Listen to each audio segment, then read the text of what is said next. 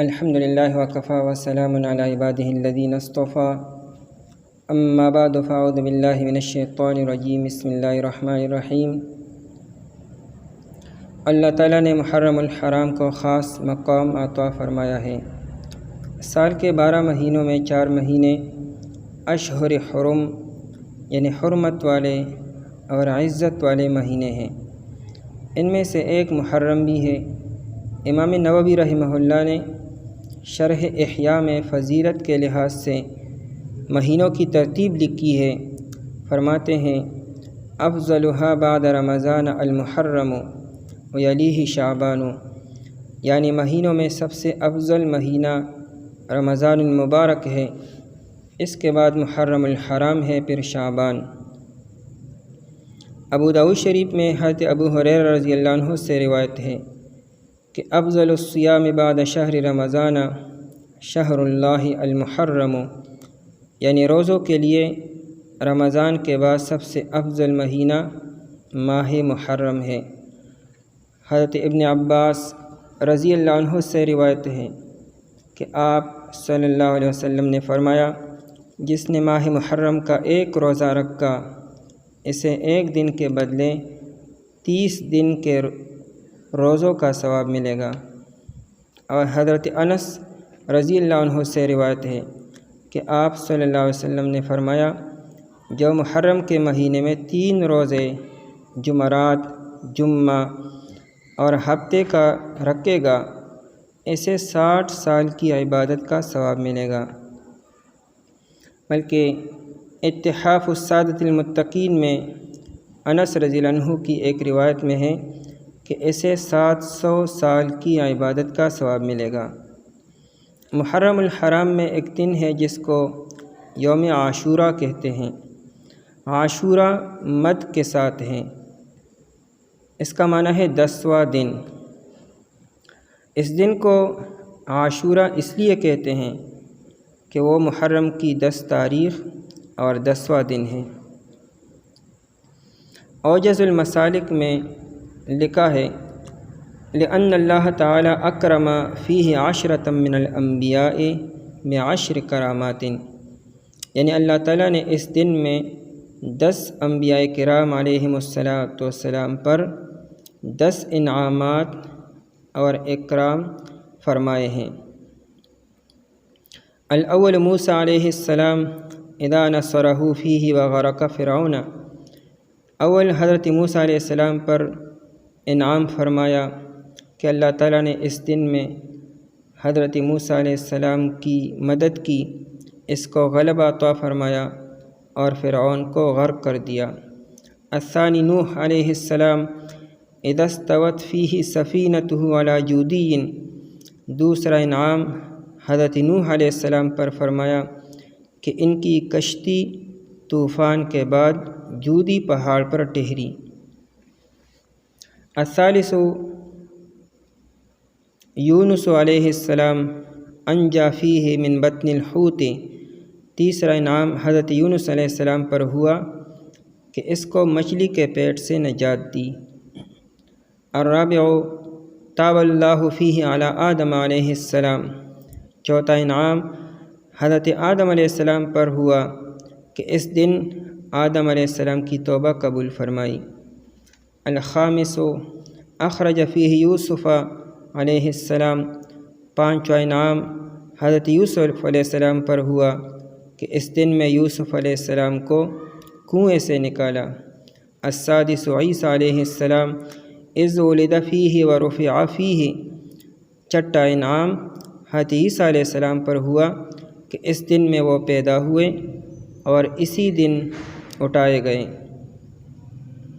السابع تاب اللہ علی داؤد علیہ السلام، ساتواں انعام حضرت داؤد علیہ السلام پر ہوا کہ اس دن میں حضرت داؤد علیہ السلام کی توبہ قبول فرمائی۔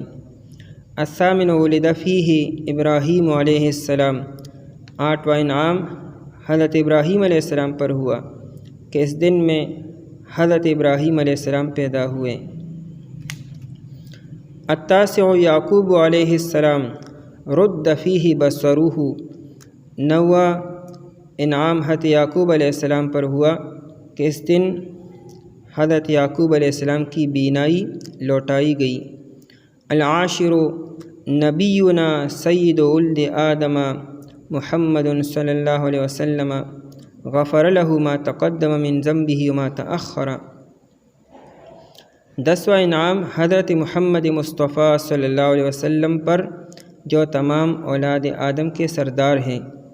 اس دن حضور صلی اللہ علیہ وسلم کے تمام اگلے پچھلے گناہ معاف فرمائے گئے۔ عاشورہ کے روزے کی بڑی تاکید اور فضیلت ہے۔ رمضان شریف کے روزے فرض ہو جانے سے پہلے عاشورہ کا روزہ فرض اور واجب تھا، جیسا کہ ابو داؤد شریف میں حضرت عائشہ رضی اللہ عنہا فرماتی ہے کہ یوم عاشورہ یعنی 10 محرم کا دن ایسا تھا جس میں قریش زمانے جاہلیت میں روزہ رکھا کرتے تھے، اور حضور صلی اللہ علیہ وسلم بھی اسی زمانے میں یعنی جاہلیت میں اس دن روزہ رکھتے تھے۔ پھر جب آپ صلی اللہ علیہ وسلم ہجرت فرما کر مدینہ تشریف لائے تو یہاں آ کر بھی اس دن روزہ رکھا، اور صحابہ کرام رضی اللہ عنہم کو بھی اس روزے کا حکم فرمایا۔ پھر جب رمضان کے روزے فرض ہوئے تو فرض روزے صرف رمضان کے مقرر ہوئے اور عاشورہ کا روزہ چھوڑ دیا گیا، یعنی فرضیت ختم ہوئی۔ اب جس کا جی چاہے روزہ رکھ لیں اور جو نہ چاہے تو نہ رکھے۔ اس روایت سے معلوم ہوا کہ عاشورہ کا روزہ اب فرض تو نہیں لیکن مستحب اور مسنون ہے۔ مسند بزار میں علی رضی اللہ عنہ سے روایت ہے، حضرت علی رضی اللہ عنہ فرماتے ہیں کہ آپ صلی اللہ علیہ وسلم عاشورہ کا روزہ رکھتے تھے۔ حضرت ابن عباس رضی اللہ عنہ فرماتے ہیں کہ حضور صلی اللہ علیہ وسلم نے حکم دیا کہ عاشورہ کا روزہ محرم کی 10ویں تاریخ کو رکھا جائے۔ امام ابن القیم رحمہ اللہ زاد المعاد میں لکھتے ہیں کہ اور دنوں کے مقابلے میں آپ صلی اللہ علیہ وسلم عاشورہ کے روزے کا خاص طور پر اہتمام فرماتے تھے، بلکہ کنز العمال میں حضرت ابو ہریرہ رضی اللہ عنہ کی روایت ہے کہ آپ صلی اللہ علیہ وسلم نے ارشاد فرمایا کہ عاشورہ کا روزہ انبیاء کرام علیہم السلام نے رکھا ہے، پس تم بھی روزہ رکھو۔ علامہ عینی رحمہ اللہ نے عمدۃ القاری میں لکھا ہے کہ جس نے عاشورہ کا روزہ رکھا اس نے صوم الدہر رکھا، اسی طرح اس نے گویا آخرت کے اعتبار سے 1000 سال کا روزہ رکھا۔ مجمع الزوائد میں حضرت ابو سعید خدری رضی اللہ عنہ کی روایت ہے کہ آپ صلی اللہ علیہ وسلم نے فرمایا عاشورہ کے روزے سے 1 سال کے گناہ معاف ہو جاتے ہیں۔ اور قتادہ رضی اللہ عنہ سے روایت ہے کہ آپ صلی اللہ علیہ وسلم نے فرمایا عاشورہ کا روزہ 1 سال کے گناہوں کا کفارہ ہے۔ یہ بات قابل غور ہے۔ ہماری فقہ کی کتاب در مختار میں لکھا ہے کہ صرف عاشورہ کا روزہ رکھنا مکروہی تنزیہی ہے، اس لیے کہ اس میں یہود کے ساتھ مشابہت ہے۔ سنن کبریٰ میں حضرت ابن عباس رضی اللہ عنہ سے روایت ہے کہ آپ صلی اللہ علیہ وسلم نے عاشورہ کا روزہ رکھا اور اس کا حکم بھی دیا، تو لوگوں نے کہا کہ اس دن کی تو یہود و نصارہ بہت تعظیم کرتے ہیں، یعنی وہ اس دن روزہ رکھتے ہیں۔ تو آپ صلی اللہ علیہ وسلم نے فرمایا جب آئندہ سال آئے گا تو ہم 9 محرم کا بھی روزہ رکھیں گے۔ پس آئندہ سال آیا نہیں کہ آپ صلی اللہ علیہ وسلم کا انتقال ہوا۔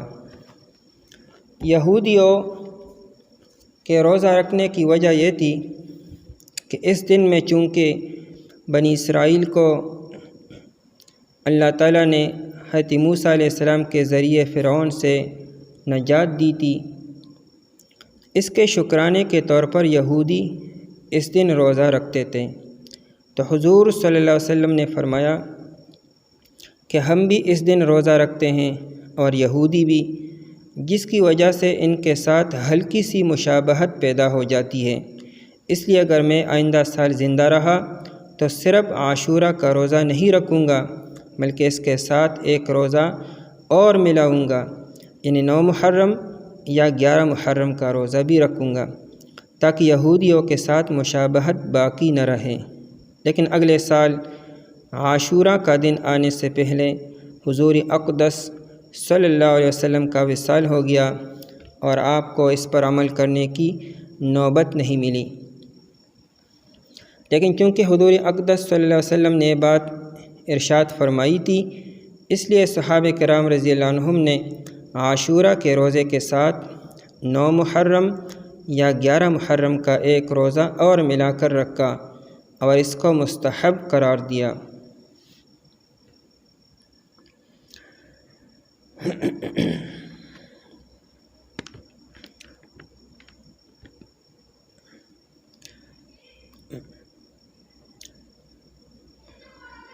اگر ایک بندہ 9 اور 11 محرم کا روزہ رکھ لیا، اگر کسی نے 9 یا 11 محرم کا روزہ رکھ لیا اور 10 محرم کا روزہ چھوڑ دیا تو دونوں روزوں کا ثواب تو ملے گا، لیکن عاشورہ کی فضیلت سے محروم رہے گا۔ 10 محرم کے حوالے سے دوسرا مستحب عمل یہ ہے کہ اس دن اپنے اہل و عیال پر توسع اختیار کی جائے۔ بیہقی نے شعب الایمان میں حضرت ابو سعید خدری رضی اللہ عنہ سے روایت نقل کی ہے کہ حضور صلی اللہ علیہ وسلم نے فرمایا کہ جس نے عاشورہ کے دن اہل و عیال پر توسع کیا تو اللہ تعالیٰ اس کی وجہ سے سارا سال اس پر توسع فرمائے گا۔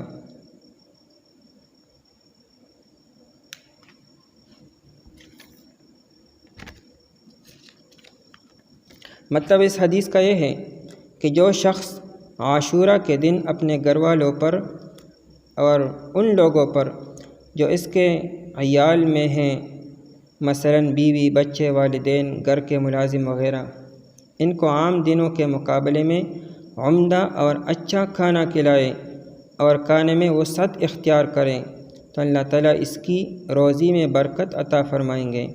یہ حدیث اگرچہ سند کے اعتبار سے مضبوط نہیں، لیکن یہ مضمون متعدد روایتوں میں موجود ہے کہ اس کی وجہ سے سال بھر وسعت اور برکت رہتی ہے۔